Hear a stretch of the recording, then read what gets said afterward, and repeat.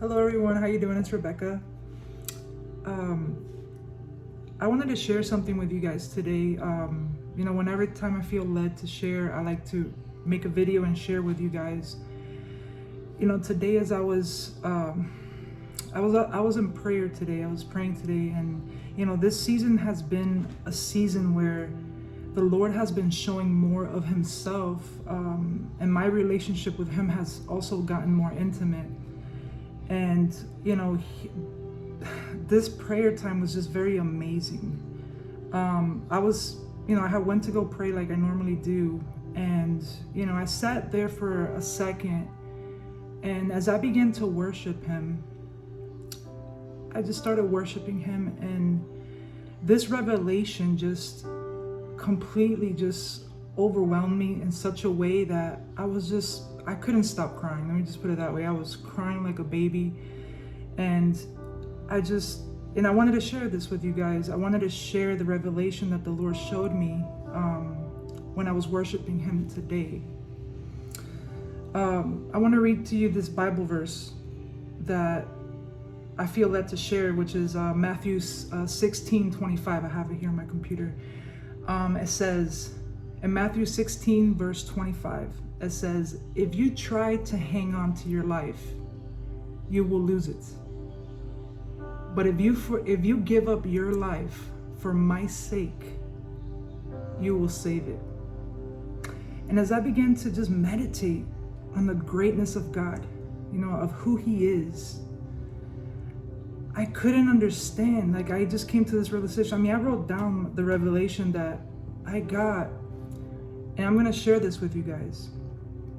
As I was worshiping our Lord Jesus and took a few minutes to recognize who He is, I couldn't even begin to understand how such a mighty God can love us so much. It was just a very overwhelming feeling of, this is a God that created all the heavens, all the earth. How is it that He loves us so much? And when I begin to understand that Jesus does not depend on us for nothing, Jesus doesn't need us for anything, but yet He is everything. And I was weeping because there's absolutely nothing that we can ever give Jesus that is good enough.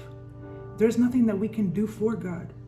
As a matter of fact, this relationship, we had nothing to bring to the table, but He had everything, absolutely everything to bring to this relationship.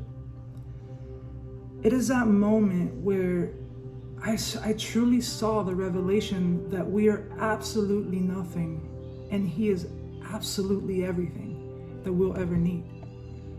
And it was just an overwhelming feeling, because us being nothing and Him being everything, He still chose to love us.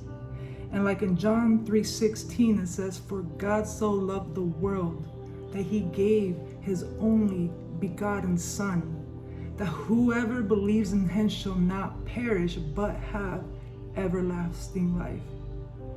And when you begin to think about that love that God has for us, yet we can't give anything back to Him. He just loves us because He loves us. He's the one that brings everything that we need to us. This wasn't even a fair relationship. When we think about relationships, we think about, well, what do you have to bring to the table? What do you have to offer?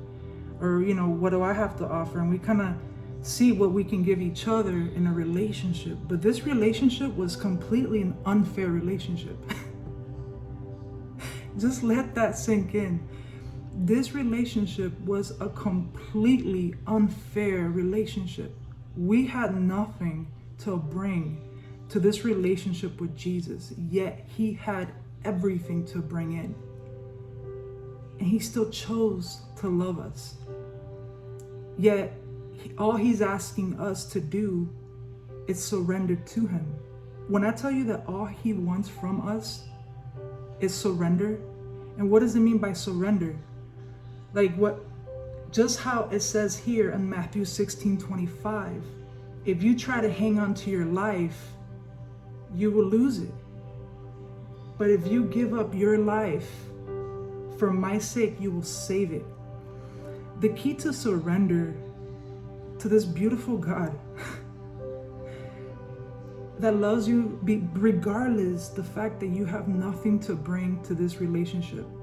All he's asking you is surrender to his will, to his presence, meaning he doesn't want us to live a life apart from him.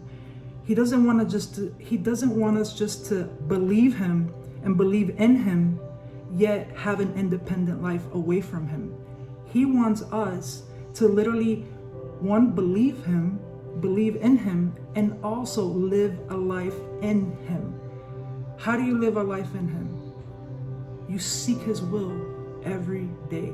You seek what he wants of you every single day. You spend quality time with the Lord every single day. Your life cannot be apart from his. Like, when I tell you that he is life, he's not just someone who brings life. He is life. When we become believers, our spirit, think about it as a newborn baby, it needs to be fed, right? Jesus is the only nutrients that your spirit needs. The life of Jesus, who Jesus is, who his actual essence is the life that your spirit needs in order to grow. And what we're doing is we're feeding it junk food. We're feeding it physical life.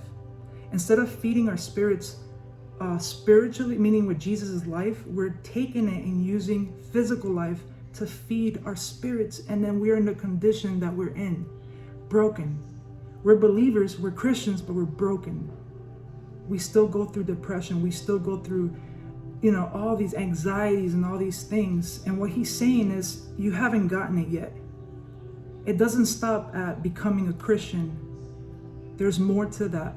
Now I want to live in you, is what he's saying. I want to live through you. I want your life to be so connected to mine, just like in John 15, he talks about remaining in him. A branch cannot produce on its own. It has to remain on the vine. And what he's saying is that Jesus is the vine. He is the main source for you to be hooked onto him, that he can produce his life through you. And that is the life that he's looking for in his people. And a lot of us has totally confused it. As Christians, we focused on ministry more. We focused on, just doing our thing. We're doing good works for Christ. We do things for Christ. We do good things, but we're skipping the main part. See, we were saved to do good works, and good works is part of God's plan for us. But good works cannot replace your intimate relationship with Christ. Good works cannot take the place of you and God alone, you and Jesus alone in that room behind closed doors, and you're spending quality time with Jesus. It cannot take that place. Good works comes through an intimate relationship with Christ. Otherwise, you're going to get burned out, because when we come to the realization that we can only do good works through Jesus, meaning us connected through him, because it's not in our own ability to do good works. It's in his ability to do it. He wants to do his will literally through you, through your life. But in order for him to do that, he needs you to give up your life. He needs you to give up your will. He needs you to give up your ways, the way you think things should be done. He wants you to give all that up and surrender it onto him, so he can play out his life through you. And when I tell you this revelation is just, to see this type of revelation is very overwhelming. And not only that, you will be able to hear his voice. So, and here's the other part. In Galatians 6:3, I wanted to kind of leave off with this. In Galatians 6:3, it says, "For if anyone thinks he is something when he is nothing, he deceives himself." Guys, we are nothing without Jesus. We are absolutely nothing without him. We are everything with him. When I tell you that we are nothing and he is everything, I don't know how else to break this down. We are nothing and He is everything. And when we live that way, is we live totally surrendered to Christ. God bless you guys. I hope you enjoyed this. Feel free to leave any comments. We'll be recording another video. Me and my husband will be kind of revealing a little bit more about this ministry that we just opened, Lifestand Church Corp. Can't wait to share with you guys the vision. You guys have a blessed Sunday. Happy Sunday. Goodbye.